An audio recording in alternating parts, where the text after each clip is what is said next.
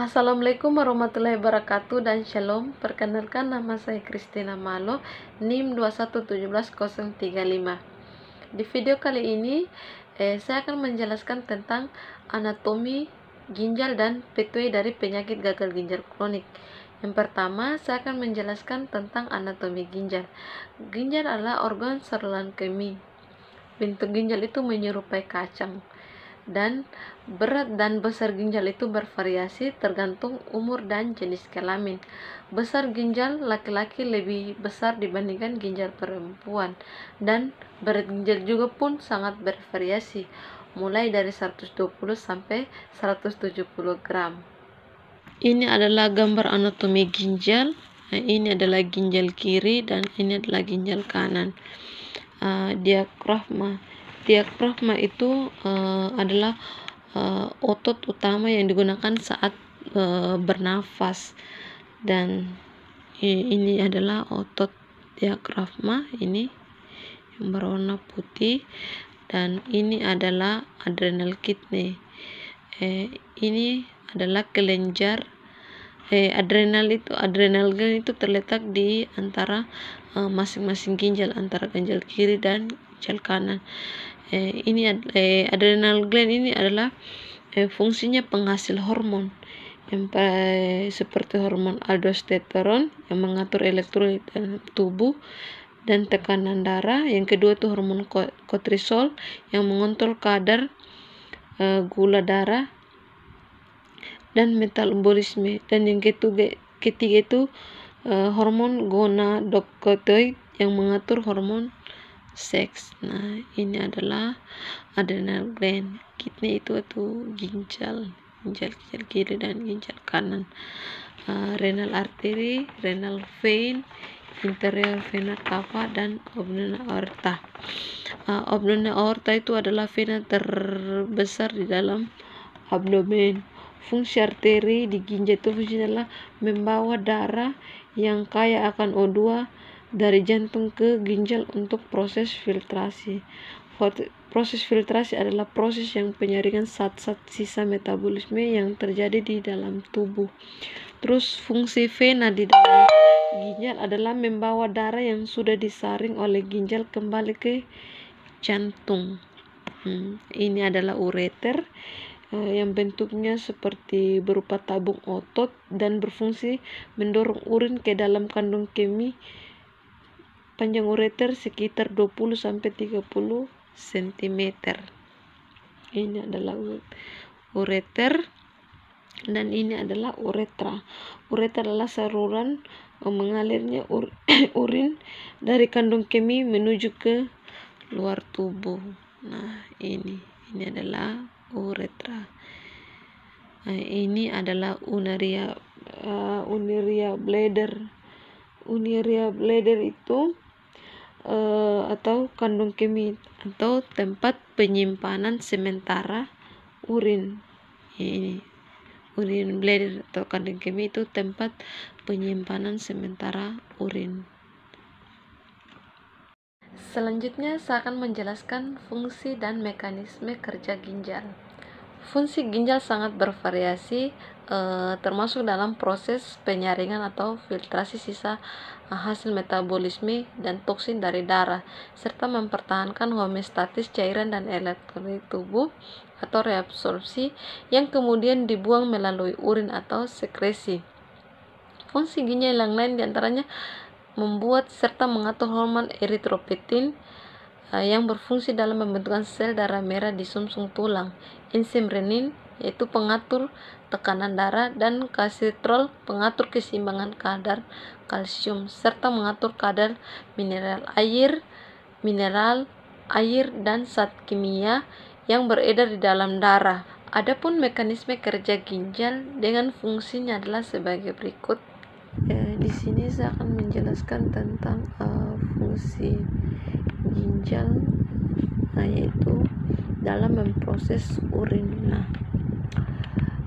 Dalam memproses urin dia mempunyai 3 tahap. Yang pertama tahap filtrasi, dan kedua tahap absorpsi, dan yang ketiga itu tahap augmentasi. Di tahap filtrasi ini ya kita bisa lihat bersama itu pembentukan urin dimulai dari darah melalui arteri aferen ginjal. Ya, ini arteri aferen itu yang di sini, dan dia masuk ke dalam glomerulus, yaitu di sini. Di dalam glomerulus ini tersusun atas kapiler-kapiler darah. Ya, di saat darah masuk ke glomerulus, tekanan darah pun meningkat sehingga mendorong air dan zat-zat yang memiliki ukuran kecil akan keluar melalui pori-pori kapiler dan menghasilkan filtrasi. Nah, di sini di glomerulus. Nah, cairan yang masuk dan cairan pun yang dihasilkan terjadi proses penyaringan. Proses penyaringan tersebut tersusun di atas orobilin, urea, glukasa, air, asam amino, air seperti natrium dan kalsium. Nah, ini dia prosesnya. Ini ada air, glukosa, bilirubin, terus air, urea, dan ion-ion. Ini adalah kapiler, pembuluh kapiler. Ini adalah pori-pori kapiler. Nah, kalau sudah terjadi filtrat, selanjutnya disimpan sementara di dalam kapsula Bowne dan disebut dengan polimer sekunder. Nah, disimpan sementara di kapsula Bowne, itu di sini. Kapsula Bowne itu di sini. Nah, selanjutnya itu terjadilah tahap reabsorpsi. Nah, tahap reabsorpsi itu ini terjadi di sini. Nah, di urin primer yang terbentuk pada tahap filtrasi masuk ke tubulus proximal. Nah, di sini dia masuk di sini. Tahap ini tubulus proximal, dia masuk di sini melalui arteri aferen, arteri di ginjal. Nah, di sini di dalamnya terjadi proses penyerapan kembali zat-zat yang masih diperlukan oleh tubuh, atau terjadi reabsorpsi di sini seperti glukosa, ion-ion, air, asam amino. Nah, di sini di zat-zat yang masih diperlukan oleh tubuh juga diangkut ke dalam sel, kemudian ke dalam kapiler. Nah, di sini di kapiler. Sudah di situ, maka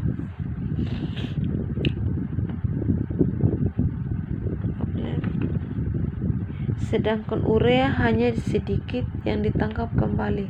Cairan yang dihasilkan oleh proses reabsorpsi disebut ini urin sekunder yang mengandung air, garam. Ini urea itu yang menimbulkan bau pada urin, dan urobilin itu pemberi warna pada urin. Kalau sudah terjadi ini tahap reabsorpsi, urin sekunder yang berbentuk dari proses reabsorpsi selanjutnya mengalir ke lengkung Henle, kemudian menuju tubulus distal. Selama mengalir dalam Henle, air dalam urin sekunder terus diabsorpsi. Yang ketiga itu tahap augmentasi. Pada bagian tubulus distal masih ada proses penyerapan air, ion, klor, dan urea. Disinilah terjadi proses augmentasi, yaitu pengeluaran zat-zat yang tidak diperlukan oleh tubuh ke dalam urin sekunder. Ketika telah tercampur, inilah urin yang sesungguhnya, kemudian disalurkan ke rongga ginjal melalui kandung kemih atau tempat penyimpanan sementara. Jika kandung kemih sudah di sini. jika sudah kandung kemih sudah penuh, maka terjadi proses pengeluaran urin dari kandung kemih. Ini terjadi disebabkan karena adanya tekanan sinyal yang menunjukkan bahwa kandung kemih itu sudah penuh, ada perintah. Nah, kalau sudah terjadi kandung kemih sudah penuh, maka terjadilah kontraksi otot perut. Nah, di sini tadi yang di sini terjadi kontraksi otot perut. Nah, dan otot kandung kemih akan terjadi adanya sinyal penuh kandung kemih akibat kontraksi urin keluar, dan akibatnya kontraksi urin keluar dari tubuh melalui uretra melalui di sini. Kalau sudah terpenuh di kandung kemih, sebelum kita lanjut ke pathway, kita harus ketahui dulu bersama apa itu penyakit ginjal. Penyakit ginjal adalah suatu keadaan di mana keadaan fungsi ginjal mengalami penurunan. Di situ terjadi penurunan fungsi ginjal sehingga tidak dapat melakukan penyaringan, pembuatan elektro tubuh, dan tidak dapat menjaga keseimbangan cairan dan memproduksi urin. Tanda dan gejala terjadinya itu penurunan fungsi ginjal itu yang pertama ada kelelahan dan nyeri pinggang, kram otot sering terjadi pada otot betis, mual dan muntah. Biasanya itu terjadi karena urium dan kreatin darah tinggi, mudah mengalami memar, gatal-gatal di area kulit karena anemia atau asidosis, dan mengalami sesak napas terjadi karena hiperkalemi dan overhidrasi. Terus yang berikutnya itu gejalanya adalah perubahan frekuensi kencing, meliputi frekuensi urin yang menurun, mengalami haus, terus nafsu makan yang menurun, susah tidur, kurang konsentrasi, gelisah, mengantuk, diare, sembelit, sakit kepala, terus bau mulut, dan disebabkan oleh urium yang berlebihan pada air liur. Nah, itu adalah tanda dan gejala dari jika ginjal mengalami penurunan fungsinya. Sedangkan gagal ginjal kronik adalah atau penyakit ginjal tahap akhir, merupakan suatu proses patologis dengan etiologi yang beragam, mengakibatkan penurunan fungsi ginjal yang progresif dan umumnya terjadi dengan kelainan klinis yang ditandai dengan penurunan fungsi ginjal yang irreversibel pada suatu derajat yang memerlukan terapi pengganti ginjal yang tetap berupa dialisis atau transplantasi ginjal. Pun penyebab dari gagal ginjal yaitu yang pertama itu diabetes dan hipertensi, glomerulonefritis menyebabkan peradangan dan kerusakan unit penyakit ginjal. Yang ketiga itu polikistik ginjal, ada lupus. Yang berikutnya adanya sumbatan, terus infeksi saluran kencing yang berulang. Itu adalah penyebab dari penyakit gagal ginjal kronik. Ya, selanjutnya saya akan menjelaskan tentang pathway dari penyakit gagal ginjal kronik. Salah satu penyebab dari gagal ginjal kronik yaitu hipertensi. Hipertensi terjadi ketika tekanan darah meningkat pada dinding pembuluh darah. Jika tidak terkontrol, maka dapat menyebabkan serangan jantung, stroke, dan gagal ginjal. Nah, kalau sudah terjadi hipertensi atau peningkatan tekanan darah, maka volume darah pun meningkat.